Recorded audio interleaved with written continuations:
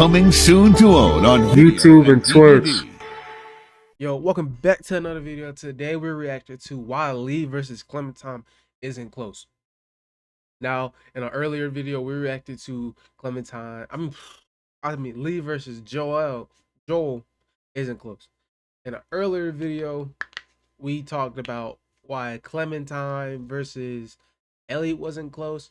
But I think because the age difference was different, they didn't really talk about in fighting.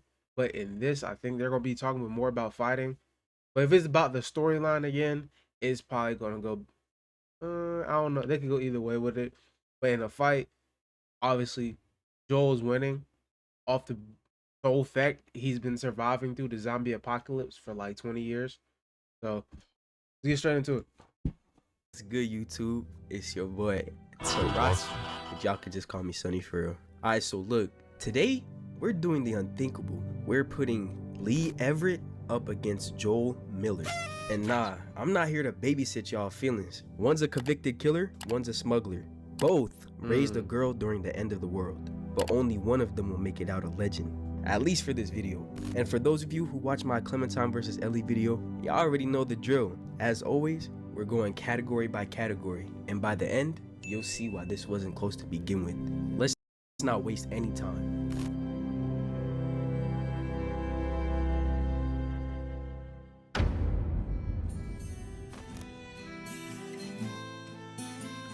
Joel is mopping Lee in a fight. Like, Absolutely. Respectfully, Lee is getting manhandled. This man Joel got 20 plus years of apocalypse gym work. The Nick built like your friend's angry stepdad who played linebacker back in '98 and never let that shit go.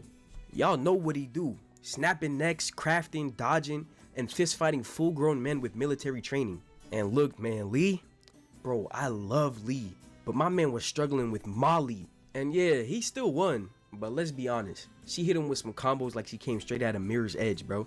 Then you got the stranger, and don't forget, Lee did choke him out one arm. That's underrated as hell. Lee is tough, he's a scrapper, and maybe a killer, but Joel's a certified killer. It's not the same thing. Right. But now, let's talk survival. And again, it's I was about to say it's still Joel.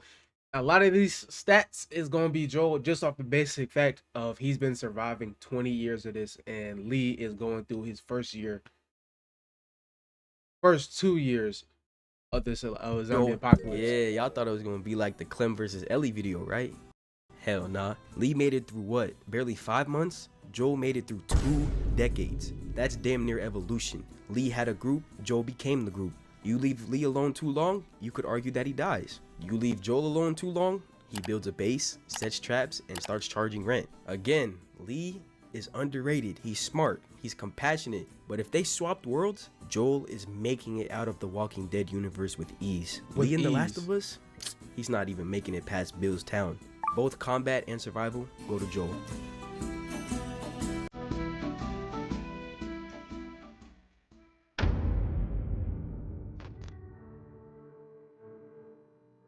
This is the first category where I know people are gonna argue, because both of these men, they raised daughters that weren't theirs, and they did it in a world that was already falling apart. Let's talk fatherhood first. And when I say fatherhood, I don't just mean who's the better father. Obviously, that'd be Joel just off of experience alone. Because yeah, Joel had a daughter, Sarah. He lost her in the most traumatic way possible, and that grief shaped everything about him. So when Ellie came along, that connection just hit different. He didn't want to be a dad again, but that bond formed anyway. And when it did happen, he went all in. He protected her, gave her stability, let her be a kid again. That museum scene, the guitar lessons, that man tried to give her the pieces of the world that he already lost. But here's the thing. For some odd reason, Lee and Clementine still hits harder. I'm already knowing half of y'all just...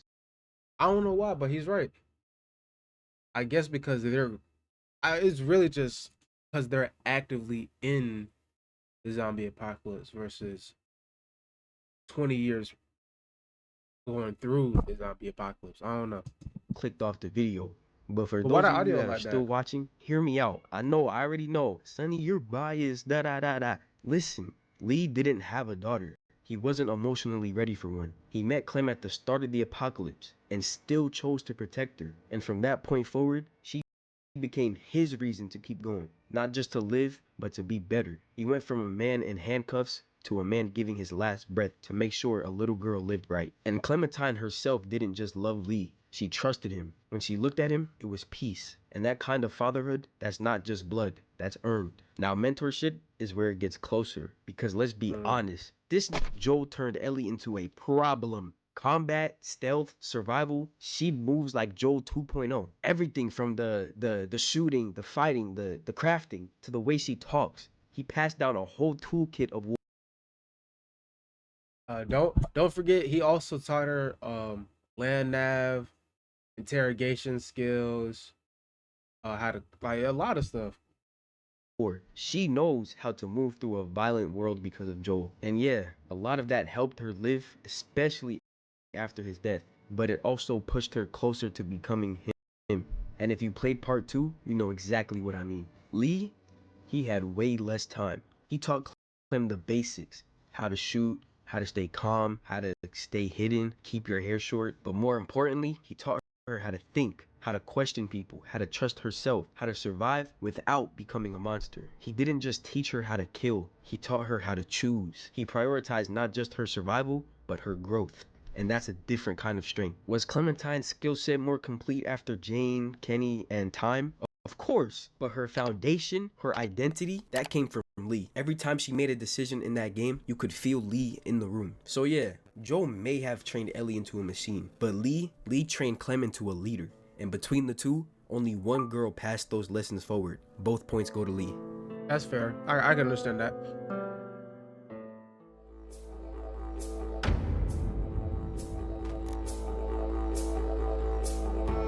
Let's talk about who they were before they became protectors, because both Lee and Joel were not good men when we met them. Lee was in the back of a cop car. Joel was out here doing whatever he had to, smuggling, killing, no questions asked. Neither one of them were trying to be a hero. The difference is in what they did with the time that they had. Lee got a second chance and he took it. He met a scared little girl hiding in a treehouse, and without hesitation, he stepped up. He didn't know her, he didn't owe her, but every choice after that moment was about protecting her, guiding her, and making up for whatever he did in the past.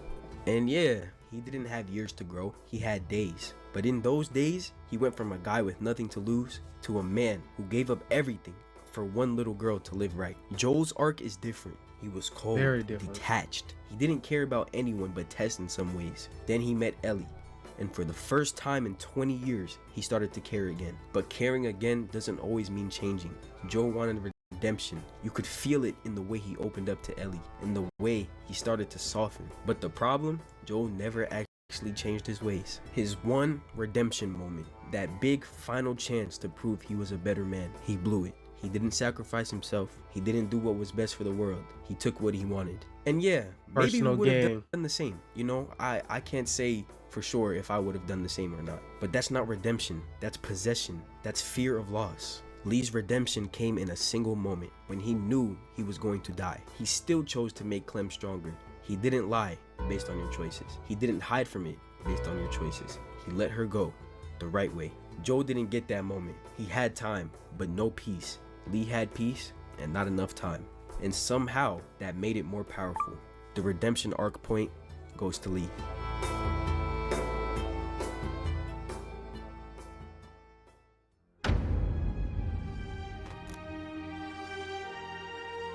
Alright. I need you to really think about this one. Joel had 2 full games, a DLC, flashbacks, and an HBO show, which we're not counting. What I'm saying is he had years to leave his mark. His character had room to breathe, room to evolve. And when he died, it broke people. I'm not downplaying that. But here's the thing.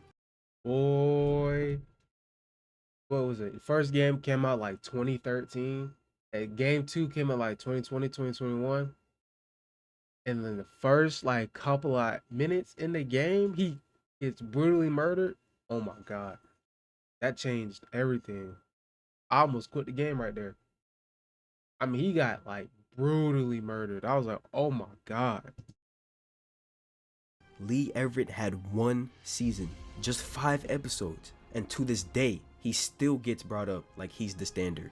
There was no HBO show, no remaster, no DLC, just raw storytelling. And yet somehow his arc hit harder than characters with triple the runtime. He didn't need multiple seasons. He didn't need multiple rewrites. Telltale wrote one man, gave him one mission, and nailed it. And again, this isn't disrespect to Joel. His story was powerful. The whole Firefly situation, the guilt, the lie, the revenge arc that followed, it all mattered. But Lee's story, Lee defined the entire Walking Dead game series. He was the emotional root, and even after he was gone, his presence was still there. That's how you measure impact. When the story keeps moving, but your ghost still leads the way. I gotta give that to Lee. That's fair. Category 5. Morality and sacrifice. Sacrifice, arguably the most important aspect any leader should have. Not just dying.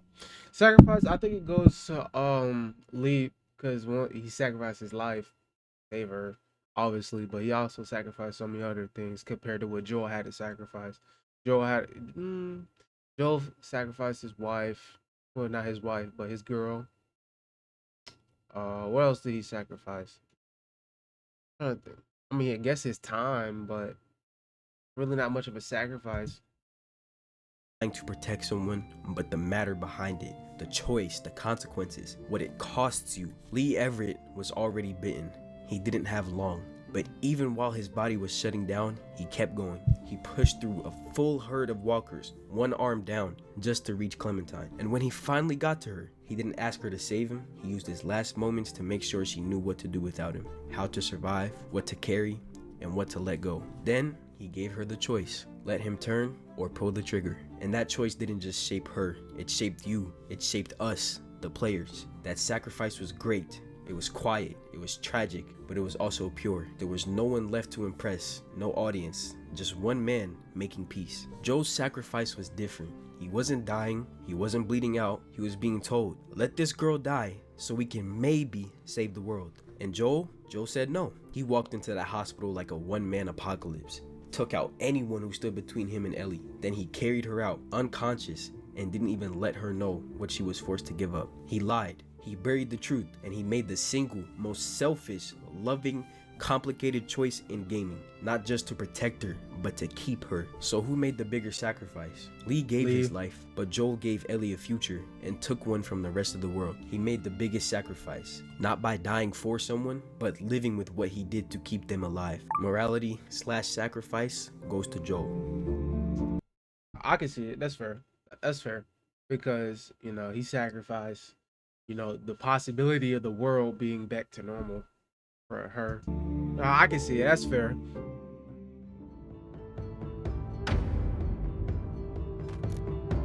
Emotional depth and dialogue. Alright, look, if you didn't cry during at least one of these games, at least one scene, go ahead and log off now. Consider yourself an op. Lee's dialogue wasn't flashy, it wasn't cinematic, it was just real.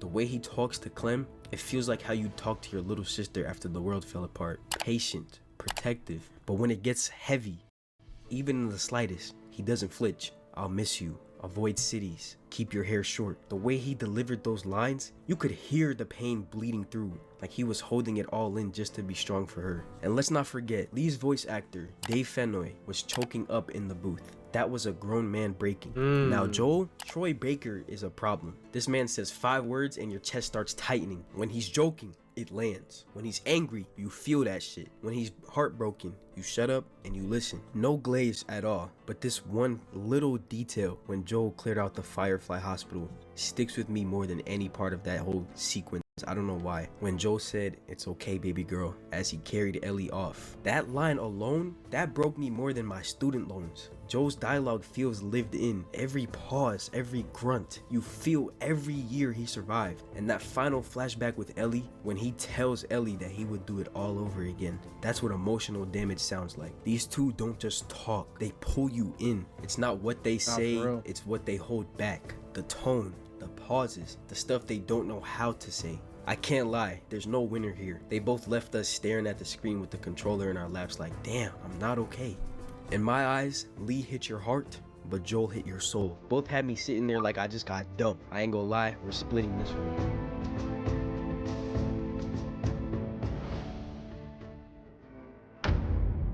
Category 7. Brutality and This one's darkness. about violence, but not just violence itself, but rather how far you're willing to go. Joel. 100%. This is going to Joel. I done seen him do some crazy things to people just to get a. Well, you just showed a clip. You just shot a nigga in his dick. He shot a nigga in his dick.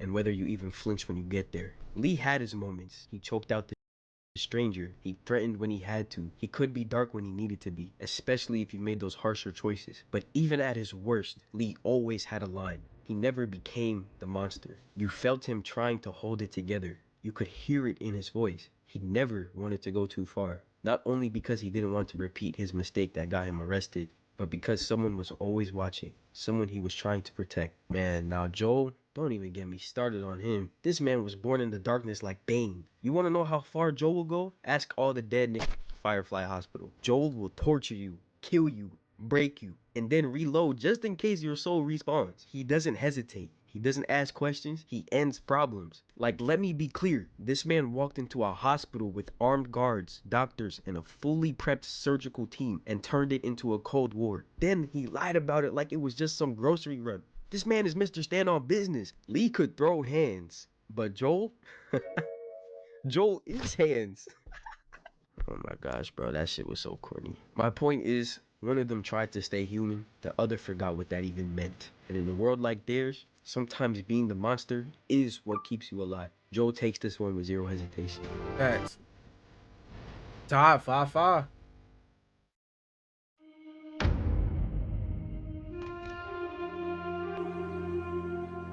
Let's talk about people, because in both of these stories, a big part of survival is about who you trust, who you keep around, and how long they actually stay.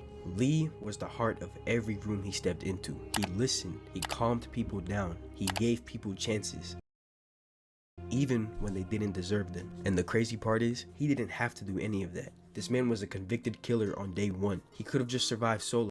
Instead, he became the glue. He made people better. Kenny respected him based on your choices. Krista trusted him based on your choices. Ben, even after all of his mistakes, died with Lee. Fuck Ben. Fuck Ben. Sorry. I just didn't like him. Didn't like him. He's still having his back based on your choices. Let's keep it real with Joel. He is not the guy you come to when you want to talk things out. Come to Joel when it's time to break bone. Tess? Gone. Marlene? Yeah, she got her head popped. Tommy? In all honesty, Tommy barely tolerates Joel. Joel's only real bond, the only person he ever truly let in again, was Ellie. And even that was built on lies. Lies to protect her, sure, but lies that still cracked the whole foundation. Lee was a leader. Joel was a survivor. And those are not the same thing. Lee built bridges, 100%. Joel burned them. And when the dust settled, one man had a family, the other had a rifle, a memory, and a whole lot of guilt. Lee wins this one without even trying. 100%.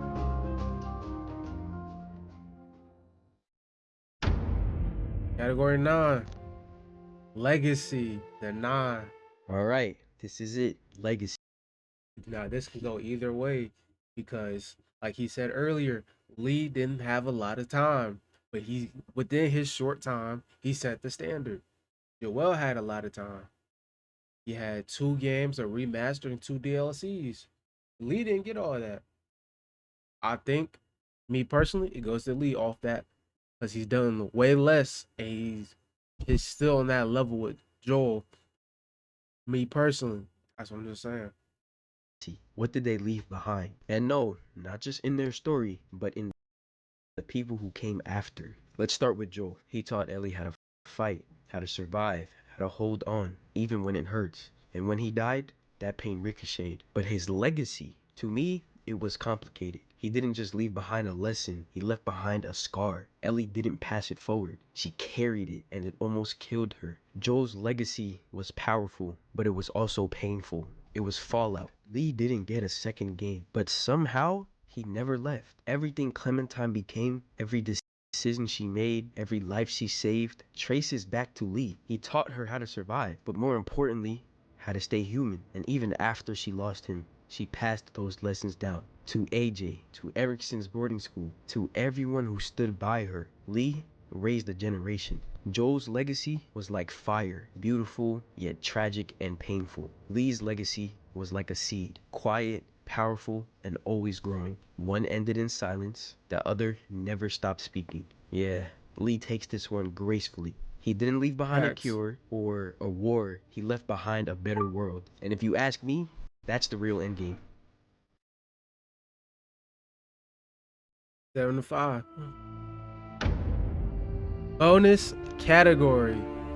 What if they both lived? So look, we've been scoring, debating, making some crazy hot takes, but here's a question that hurts a little too good. What if the both of them lived? What if Joel didn't get clocked like a Home Depot doorbell? What if Lee never got bit and just limped into season 2 like nothing happened? Clem would have had her dad, AJ would have had a granddad.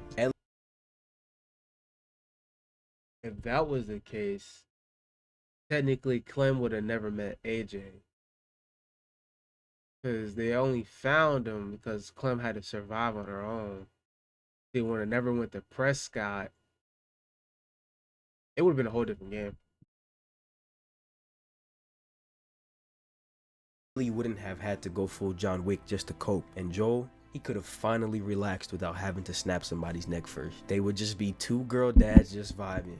But nope, Telltale said bitten, Naughty Dog said golf club, and now here we are, theorizing what could have been, like it's fan fiction. No score, no winners, just two men who died so their stories could live. Rest in peace to the legends. They didn't make it out, but we're still here talking about them. And let's be honest, if they did survive, they'd be the ones writing this script. Hey, let me know if y'all want a video like that though. You know, I'm a nerd for real. I can really deep dive and really explain how I think both games would have went if they both survived.